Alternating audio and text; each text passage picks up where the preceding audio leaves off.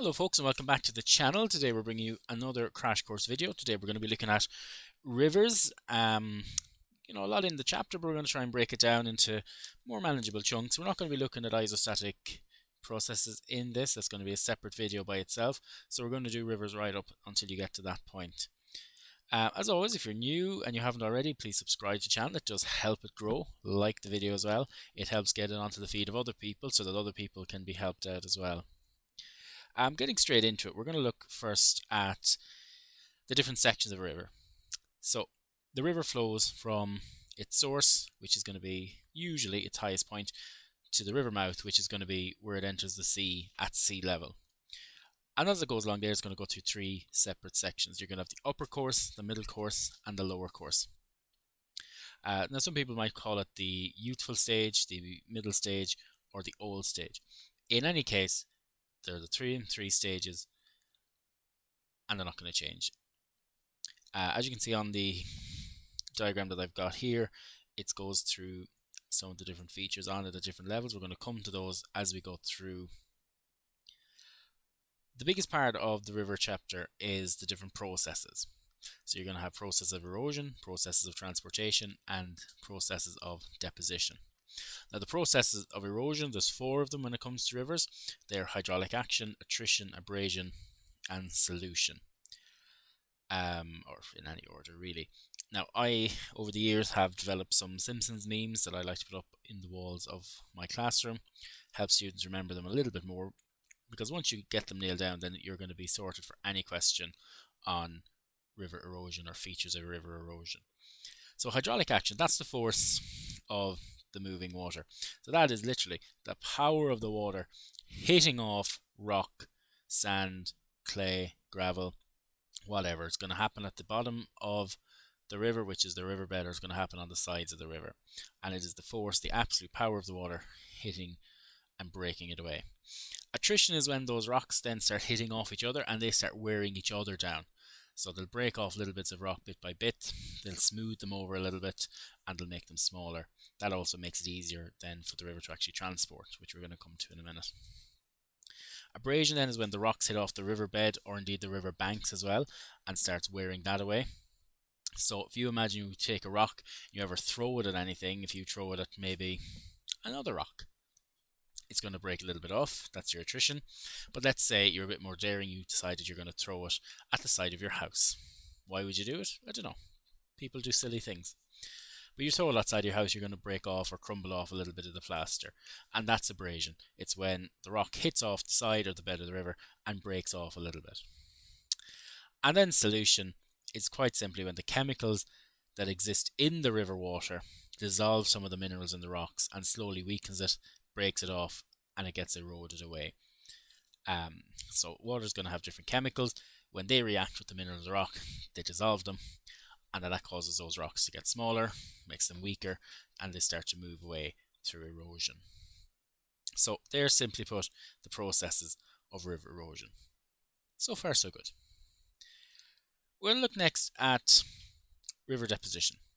And the real question is, why does a river deposit its load? Now, deposition can't quite be broken down as simply as erosion or indeed transportation will be. There's two particular reasons why a river deposits its load. And that's because it has reduced velocity and reduced discharge. That means either there's less water or the river slows down and it doesn't have the energy. The big thing it comes back to is energy. If the river doesn't have enough energy, it's going to deposit its load. Its carrying capacity is reduced and has to drop whatever sediment it's carrying. Imagine that you're really excited to come to geography class, and so you run up the stairs to get to the classroom. By the time you've got upstairs, you've used up all your energy, you're tired, you're going to drop your school bag because you don't have the energy to carry it anymore. And it's the exact same thing with a river. It's used up its energy, it doesn't have it anymore. So like your school bag, the river starts dropping rocks, starts dropping sand, sediment, or maybe if there's rubbish gotten into it, it's dropped it in, it's dropped it at the bottom of the river, and that's it. It's deposited its load. It all comes back to energy. So when you get a question asking you about the a feature of river deposition, you're going to focus your answer on why the river doesn't have the energy to carry that load, and then starts depositing it, and then you'll talk about your process on how the feature forms. But it all comes back to the river not having enough energy. Processes of river transportation, then there's 4 of them in it: traction, saltation, suspension, and solution. There's no particular order for it. I always tend to go traction, saltation, suspension, and solution. The reason for that, traction is when you have the bigger rocks or the boulders and they roll along the riverbed. So they're quite heavy, and all the river can do is just roll them along the riverbed. That's going to give you a little bit of abrasion because you've got those heavy rocks hitting off the riverbed and eroding as it goes along. Saltation, then, that's when small pebbles or stones, or they're all rocks, let's be honest with ourselves, they bounce along the riverbed. So they're not too heavy that the river has to roll them, but they're not quite light enough that it can just carry it along. So it bounces them along. Again, that gives you the abrasion, because as they bounce, they hit the bed of the river, they hit the sides of the river. And sometimes it'll give you attrition because if they hit off each other. Suspension then is when material that has been eroded down and is quite small sediment, it gets carried in suspension. So it's not hitting the sides of the river or the riverbed, it's just being carried in the water. Straightforward. Solution then, that's the minerals in the water when they've or the chemicals in the water have dissolved the minerals in the rocks, and then the solution that's left is carried in solutions, carried in the water. It's turned down into small particles that are easy to carry, and we just call it solutions, like the solution you'd have in a lab. It's just some class of a liquid with sediments in it. That's all it is. Again, you can link those processes into features of river deposition. As I said, they're traction. You'll be able to talk about abrasion, saltation. You'll be able to talk about abrasion and attrition, and then obviously solution matches up directly with solution.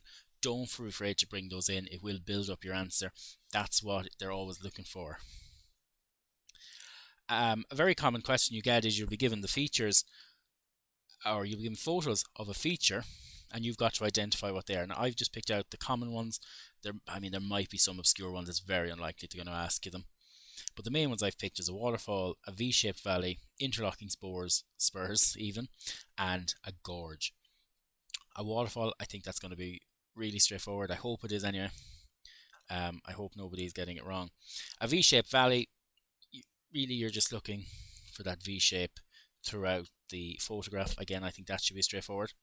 Interlock spur can be a little bit more difficult. What you have to look out for are these spurs crossing over each other, because that's what's going to distinguish it from the V-shaped valley. If you look at the V-shaped valley we have here on this side, it's the spurs, these things here, they haven't quite come out to cross over each other just yet. But as those meanders start getting more pronounced, then you'll get your interlocking spurs, and you'll see a more sort of a gridlocked shape to it. A gorge, somewhere up here in the gorge is going to be a waterfall. So you had your waterfall, or you certainly had your main waterfall here initially, and then as it has moved back along the area, or the drop that's left all the way down along, is called your gorge. That's a nice one to add in at the end of a question if you get asked about a waterfall or how it forms. A nice thing just to add at the end is gorge forms as the waterfall retreats upstream. You can also be asked to look for them on an OS map. A little bit trickier to spot them, but good skill to have. There's a waterfall on this, a famous waterfall, one that I imagine most of you will be using as your example. I don't know, can you see it? The resolution didn't come out too great on this, or certainly I can't see it too great. I know it's here. It's Torc Waterfall. The reason that I can identify it as a waterfall, well, one, quite straightforward, they've named it. They're not going to always name the waterfall. But you can see here, there's a steeper valley being formed just along here. So you had your U-shaped valley here, but now you're gone in, it's narrower, it's a V-shaped valley, the contour lines are really packed together, you know it's steep. So somewhere along there, there's going to have to be a waterfall. Logic would dictate that that's going to happen. So if in doubt, if they don't name it, and you see a V-shaped valley like that, and they're asked for a location of waterfall, pick somewhere along there. It's going to be there. We move on then to features of both river erosion and deposition. So some features formed by both processes. So you need some erosion, you need some deposition. The two main ones that you're going to look at in Leaving Cert is going to be a meander and an oxbow lake. So a meander is this curve in the river. That's what it is. And an oxbow lake is one of those curves in a river that has been cut off from the main river over time.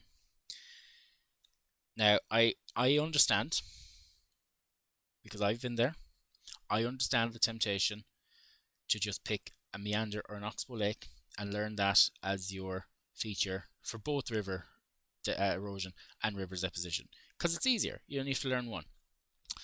As someone who has marked exams for the Leaving Cert at higher level anyway, you will not get enough marks from either of those for just erosion or deposition. You will not. It's not in it. It's just not going to happen. So I'm saying it to you now, and I'm sure your teachers will have said it to you. Don't pick them. Just leave them to one side. Know what they look like. Know what they look like on a map, but do not learn how they form. It's not going to stand to you.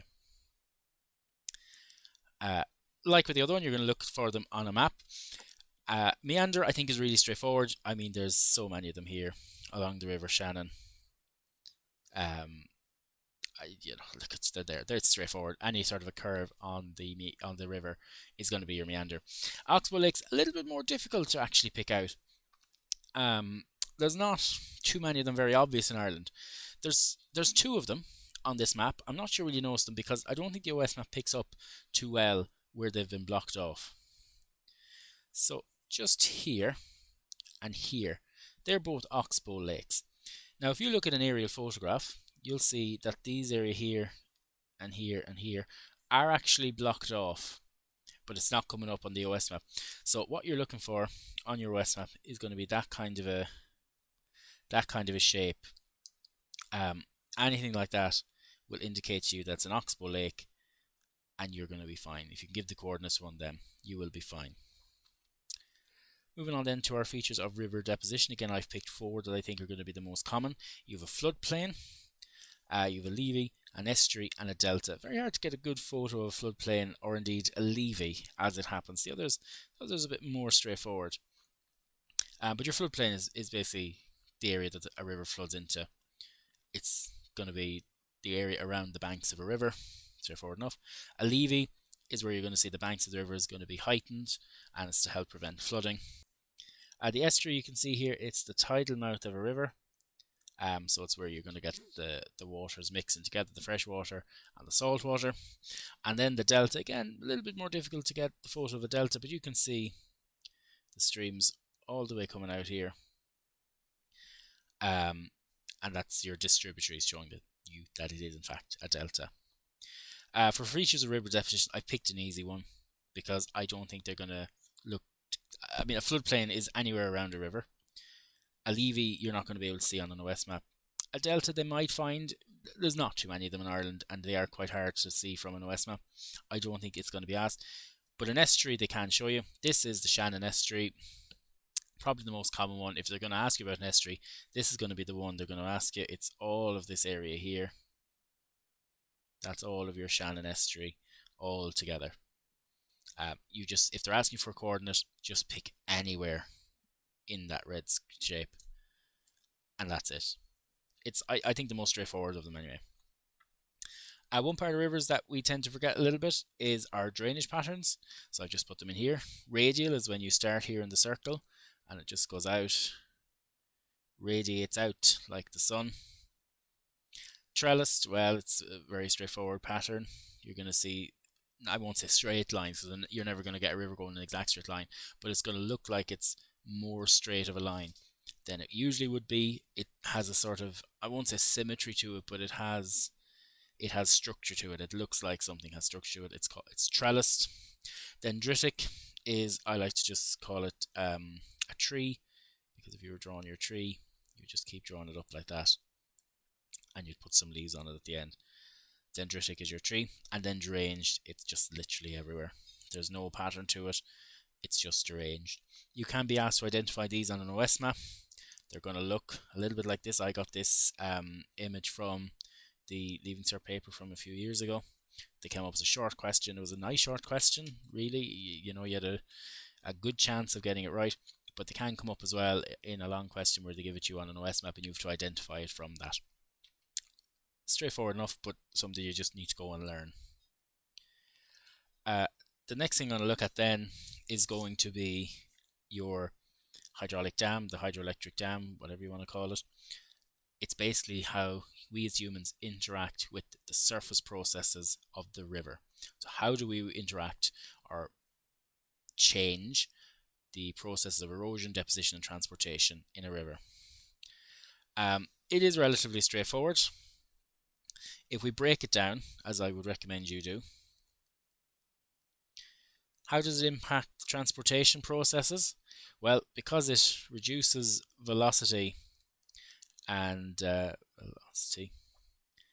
discharge, this means that a river can't transport because it doesn't have the energy.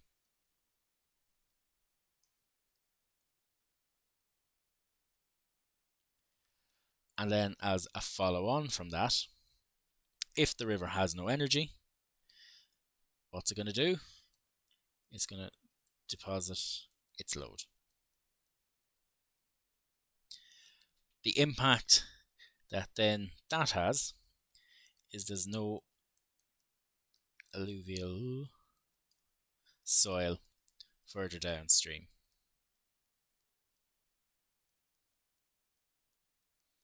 And that then has a follow-on impact, because if the farmers downstream rely on the alluvial soil for their fertilizer or to grow their crops, that's going to have an impact on their economic viability.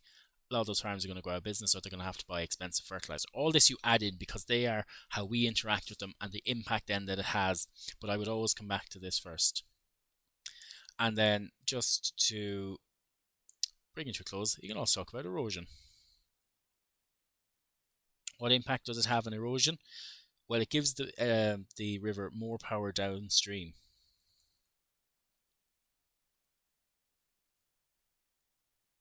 And then as a result of that, you get features of erosion in the middle and lower course stages.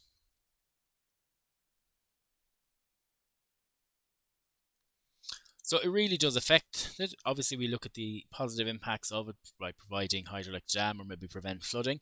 But if they're talking specifically about how the processes are impacted, then you just talk about transport, deposition, erosion. There is enough information there for you to get your 30-mark question out of it. It needs obviously a little bit more detail than what I'm giving you here. I'm just trying to give you a background information to it so that you understand where you're coming from. I mean, you write, well, I've written, you're going to get, I don't know, 12, 14 out of the 30 marks. Might be good enough for some people, but obviously you need to go and look at an example as well. So maybe the Three Gorge Dam in China, the Hoover Dam, the impacts that they specifically have had. All of this will add up. It's a nice question. It's a good one if it comes up. I think the river questions in general are quite easy. But of course, that it's all down to how well you as a student and you as someone that's going to take the exam can understand them. And I suppose that's what I'm here to try and do, is to help you understand it a little bit better. If you still have any questions from it, you can pop them down into the comments in the video below. I'm not going to go into detail about the formation of a feature of river erosion or a feature of river deposition because I've done videos on them. I'm going to link them in the comments. They're going to have popped up at some point somewhere on the screen, probably somewhere up here. For now though, if you haven't already, do like the video, do subscribe, and I'll talk to you next time.